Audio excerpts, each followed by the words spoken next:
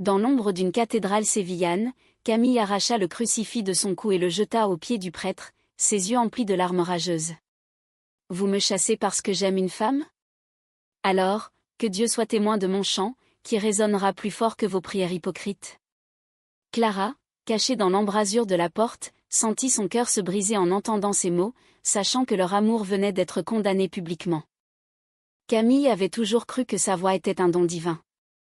Née à Paris d'une mère française et d'un père espagnol, elle avait grandi entre les rues pavées de Montmartre et les places ensoleillées de Séville, où sa famille s'était installée quand elle avait 10 ans. À 28 ans, elle était devenue une chanteuse gospel reconnue dans les cercles religieux andalous, sa voix puissante et émouvante emplissant les églises de chants qui touchaient l'âme. Mais tout avait basculé le jour où elle avait rencontré Clara. Clara, 26 ans, était une artiste peintre originaire de Madrid, venue à Séville pour capturer les couleurs vibrantes du flamenco et des fêtes locales. Elle s'était croisée lors d'un festival de musique sacrée, où Camille chantait un gospel fervent, et Clara esquissait les visages des fidèles. Un regard échangé, un sourire timide, et le monde avait changé. Leur amour avait fleuri en secret, dans les jardins de l'Alcazar, sous les orangers parfumés, où elles se murmuraient des promesses au clair de lune. Pourtant, Séville, avec sa ferveur catholique profondément enracinée, n'était pas prête pour un tel amour. Camille, pieuse et dévouée, luttait contre ses propres démons intérieurs. Elle avait été élevée dans la foi, et l'idée que son attirance pour Clara puisse être un péché la tourmentait. « Je t'aime, mais est-ce que Dieu m'aime encore ?» avait-elle confié un soir à Clara, les larmes coulant sur ses joues. Clara, plus libre d'esprit, issue d'une famille libérale, la serrait dans ses bras. « L'amour n'est pas un péché, Camille. C'est la plus belle prière qui soit. » Les rumeurs commencèrent à circuler. Un jour, lors d'une répétition, un membre du chœur surprit un baiser volé dans les coulisses. Le scandale éclata. Le prêtre de la paroisse, un homme austère nommé Padre Ruiz, convoqua Camille. « Votre conduite est une abomination aux yeux de l'Église, » tonna-t-il. « Vous ne chanterez plus ici tant que vous n'aurez pas renoncé à cette perversion. » Camille, le cœur brisé, refusa. Elle quitta l'église, emportant avec elle sa guitare et sa voix, déterminée à transformer sa douleur en art. Clara la soutint, mais les pressions montaient. La famille de Camille, conservatrice, apprit la nouvelle. Sa mère, une veuve pieuse, pleura des jours entiers. « Tu nous déshonores, ma fille. Pense à ton père, qui repose en paix. » Son frère aîné, Miguel, alla plus loin, il menaça de révéler tout à la communauté si elle ne rompait pas avec Clara. « C'est pour ton bien, dit-il, mais ses yeux trahissaient une jalousie profonde, car Camille avait toujours été la favorite. Malgré cela, leur amour s'approfondit.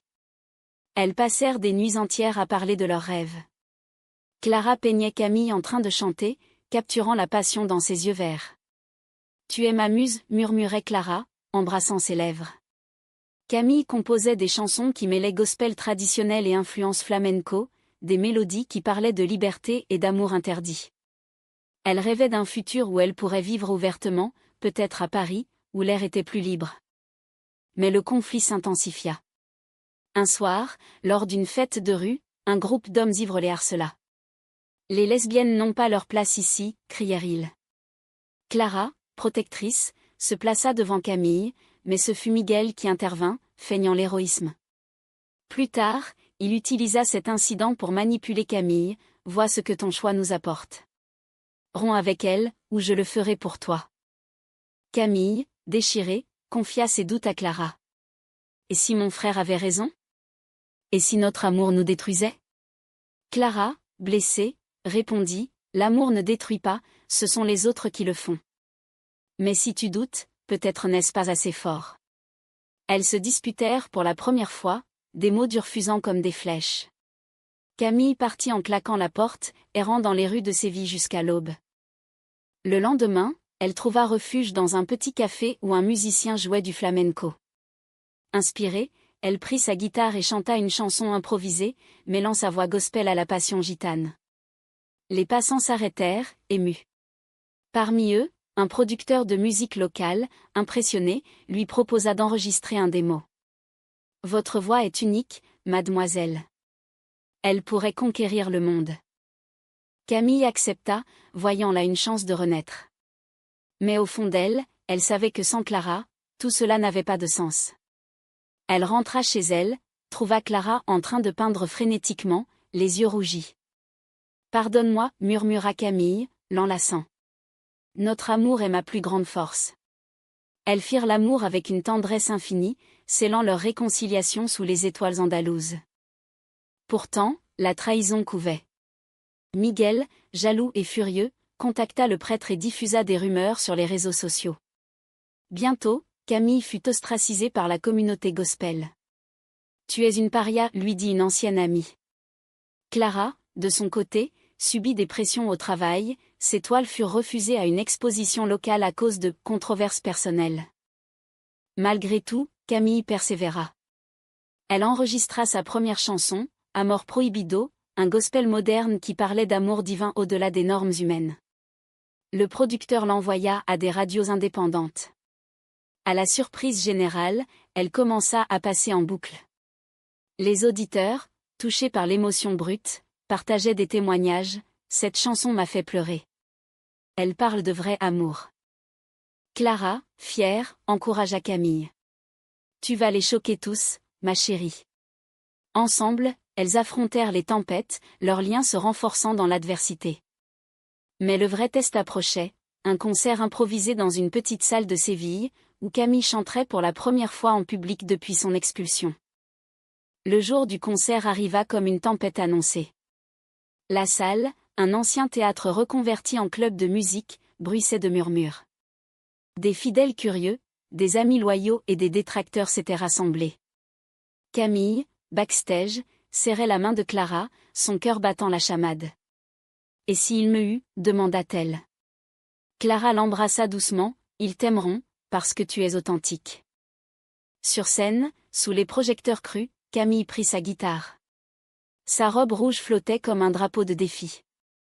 Elle commença par une prière silencieuse, puis entonna « Amor Prohibido ». Sa voix, puissante et vulnérable, emplit la salle. Les paroles, en espagnol matiné de français, parlaient d'un amour rejeté par les hommes mais béni par le ciel. « Dios no juzga el corazón, solo los hombres lo hacen » chantait-elle, les yeux fermés. Au début, le silence était pesant. Puis, une femme dans le public se mit à applaudir, suivie d'autres. À la fin de la chanson, la salle explosa en ovations. Mais pas tous. Padre Ruiz, présent incognito, se leva et cria « Blasphème !» Cette femme souille le gospel.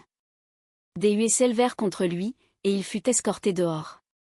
Camille, tremblante, continua son set, chaque note un cri de liberté. Après le concert, les félicitations affluèrent. Le producteur exulta, « C'est un succès. Les radios nationales veulent ton single. » Clara, rayonnante, serra Camille dans ses bras. « Tu les as choqués, et tu as gagné. » Elles rentrèrent chez elles, ivres de joie, et passèrent la nuit à rêver d'un avenir radieux. Mais la trahison frappa comme un coup de poignard. Miguel, rongé par la jalousie, avait saboté le concert en répandant des fausses rumeurs. Camille aurait volé des mélodies sacrées. Pire, il contacta un journal local, révélant des détails intimes sur leur relation. Le lendemain, un article titrait « La chanteuse gospel lesbienne, scandale ou hypocrisie ?» Camille lut l'article, anéanti. « Comment a-t-il pu ?» murmura-t-elle. Clara, furieuse, confronta Miguel.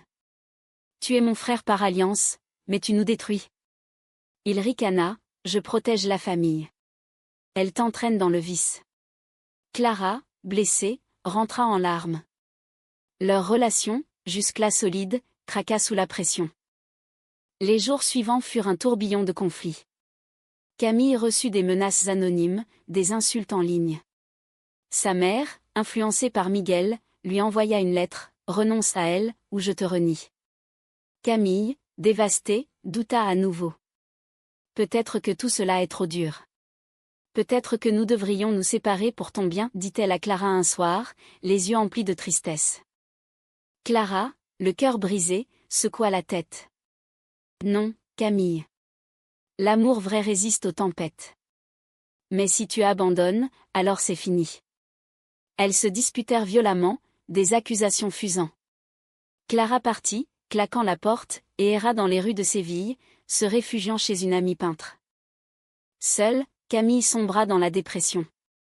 Sa voix, autrefois vibrante, se brisa lors des répétitions. Le producteur annula des sessions, « Tu as perdu ton feu ». Elle pria dans une petite chapelle isolée, cherchant des réponses. « Pourquoi m'as-tu donné cet amour si c'est pour le punir » murmura-t-elle au crucifix. Pendant ce temps, Clara peignait frénétiquement, transformant sa douleur en article. Une de ses toiles, représentant deux femmes enlacées sous une pluie d'étoiles, attira l'attention d'une galerie madrilène. « C'est poignant, dit le curateur. Ça parle d'amour interdit. » Clara accepta une exposition, voyant là une façon de guérir. Des semaines passèrent. Camille, apprenant l'exposition de Clara, décida d'y aller incognito.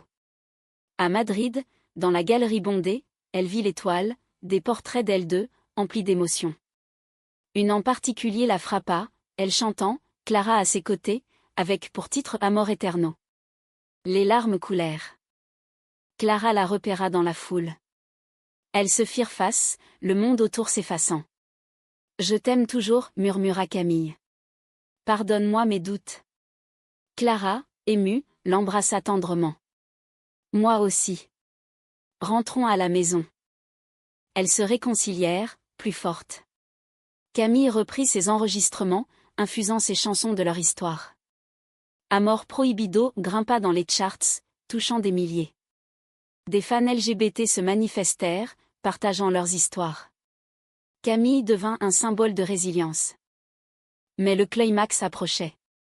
Miguel, voyant le succès de Camille, fut consumé par la culpabilité. Il vint la voir, tête basse. « J'ai eu tort. J'étais jaloux de ton talent, de ton amour. » Camille, magnanime, le pardonna. La famille, c'est aussi apprendre à aimer différemment. Avec Clara, elles planifièrent un grand concert à Séville, invitant même Padre Ruiz. « Venez écouter, et jugez par vous-même » écrivit-elle. Le prêtre, intrigué, accepta. Le grand concert eut lieu sur la Plaza de España, sous un ciel étoilé. Des milliers s'étaient rassemblés, fans, curieux, opposants. Camille, sur scène avec sa guitare, portait une tenue inspirée du flamenco, rouge et noir, symbolisant passion et deuil. Clara, en coulisses, la regardait avec fierté. Camille commença par une prière. « Ce soir, je chante pour tous ceux qui aiment en secret. » Puis, elle entonna une nouvelle chanson, Corazon libre, un gospel fusionné avec des rythmes andalous, parlant de pardon et d'acceptation. Sa voix s'éleva, puissante, touchant les cœurs. La foule, d'abord silencieuse, se mit à applaudir, certains en larmes. Au milieu du set, elle invita Clara sur scène. « Voici la femme qui m'inspire, mon amour. » Clara, nerveuse, la rejoignit. Elles chantèrent un duo, leurs voix s'entremêlant comme leurs âmes. La foule explosa en acclamations. Même Padre Ruiz, au premier rang, sembla ému, essuyant une larme. Mais la tension culmina quand un groupe de manifestants conservateurs tenta d'interrompre. « Pas d'homosexualité ici. » Des huées s'élevèrent contre eux, et la sécurité les évacua. Camille, imperturbable, continua, « L'amour n'a pas de genre. C'est un cadeau divin. » À la fin, standing ovation. Le producteur annonça, « Ton album sortira bientôt. Tu es une star. » Camille et Clara s'embrassèrent sur scène, sous les flashs, scellant leur victoire. Pourtant, les répercussions furent intenses. L'église locale condamna le concert, mais des voix progressistes s'élevèrent. Un évêque libéral écrivit une lettre ouverte, « Le gospel est message d'amour, pas de haine. » Camille devint une icône, invitée à des talk shows. Clara, de son côté, vit ses toiles se vendre. Ensemble, elles achetèrent une petite maison à la campagne andalouse, un havre de paix. « Ici, nous serons libres, » dit Camille, plantant des orangers. Mais la vie n'était pas un conte de fées. Miguel, cherchant rédemption, avoua avoir été manipulé par des amis extrémistes. « J'ai failli tout détruire. » Camille l'aida à se reconstruire, organisant des ateliers de musique pour jeunes LGBT. Un jour, une lettre anonyme arriva, menace de mort. Effrayée, elles renforcèrent leur sécurité. Nous ne nous cacherons plus, déclara Clara. Elles parlèrent publiquement, sensibilisant à la tolérance. Leur amour, forgé dans le feu, devint plus profond. Des promenades main dans la main, des dîners romantiques, des nuits passionnées. « Tu es mon âme sœur » murmurait Camille. Clara répondait « Et toi, ma lumière ?» Pourtant, un nouveau conflit surgit. La mère de Camille, malade, demanda à la voir. « Je veux te pardonner avant de partir. » Camille, accompagnée de Clara, alla à son chevet. « Maman, accepte-nous. » La vieille femme, affaiblie, serra la main de Clara. « Si elle te rend heureuse, alors oui. » Ce pardon guérit de vieilles blessures. Camille composa une chanson pour sa mère, Perdon d'elle Alma, un gospel émouvant joué à ses funérailles. La communauté, touchée, commença à changer. Avec le succès, des opportunités affluèrent, tournées en Europe, collaboration avec artistes français. À Paris, elles se marièrent civilement, entourées d'amis. Enfin, soupira Camille, embrassant Clara sous la tour Eiffel. De retour en Espagne, elles fondèrent une association pour soutenir les jeunes LGBT dans les communautés religieuses. « Nous transformons la douleur en espoir », disait-elle. Mais le destin frappa. Lors d'une manifestation pour les droits LGBT à Madrid, une altercation éclata. Clara, protégeant une jeune fille, fut poussée violemment, se cognant la tête. À l'hôpital, Camille veilla, priant. « Ne me laisse pas » supplia-t-elle. Clara se réveilla, faible mais vivante. « Je suis là, mon amour. » Cet incident renforça leur engagement. Camille annula des concerts pour être avec elle, prouvant que l'amour primait sur la gloire. Rétablie, Clara peignit une série inspirée de leur lutte, exposée internationalement. Camille, de son côté, sortit un album qui cartonna, Voz del Amor, mêlant gospel, flamenco et influence française. Leur histoire inspira un film, mais elles refusèrent la gloire facile. « Notre vie est privée » dirent-elles. Au lieu, elles se concentrèrent sur leur association, aidant des dizaines de jeunes. Un soir, sur leur terrasse, regardant le coucher de soleil, Camille dit « Malgré tout, je ne changerai rien. » Clara sourit « Moi non plus. » Notre amour a triomphé. Les années passèrent, marquant leur visage de rides sages, mais leur amour resta éternel. À 40 ans, Camille avait une carrière établie, albums vendus à des millions, concerts dans le monde entier. Clara, ses toiles accrochées dans des musées, enseignait l'art à des jeunes marginalisés. Ensemble, elles adoptaient une fille, Sofia, une orpheline espagnole, lui offrant un foyer rempli d'amour. Ses vies avaient changé. L'Église, influencée par des mouvements progressistes, organisa des messes inclusives. Padre Ruiz, à la retraite, vint un jour s'excuser « J'ai eu tort. Votre musique m'a ouvert les yeux. » Camille, généreuse, l'invita à un concert caritatif. Miguel, transformé, devint un allié. Il fonda un groupe de soutien pour familles conservatrices, aidant à l'acceptation. « Grâce à toi, j'ai appris » dit-il à Camille. Pourtant, des défis persistaient. Des lois anti-LGBT menaçaient, mais elle luttait, témoignant au Parlement. « L'amour est un droit humain » plaida Camille. Dans l'intimité, leur romance fleurissait. Des voyages en France, revivant leurs racines, promenades sur la Seine, visites à Montmartre. « C'est ici que tout a commencé pour moi » disait Camille. Clara répondait « Et pour nous, c'est partout où nous sommes ensemble. » Un jour, Sofia, adolescente, confia « Je suis bi. J'ai peur. » Camille et Clara la serrèrent « Nous sommes là. Sois fière. » Elles l'aidèrent à naviguer, transformant leur douleur passée en guide pour la nouvelle génération. Le point culminant fut un concert anniversaire à Séville, 20 ans après le scandale. La plaza de España, illuminée, accueillit des milliers. Camille chanta « Amor prohibido », Clara à ses côtés. La foule, diverse, applaudit. Même des représentants de l'Église étaient présents. À la fin, Camille déclara « Ce soir, nous célébrons non seulement l'amour, mais l'humanité. Malgré les rejets, les trahisons, nous avons triomphé par la persévérance et le pardon. » Le concert leva des fonds pour leur association, aidant des centaines.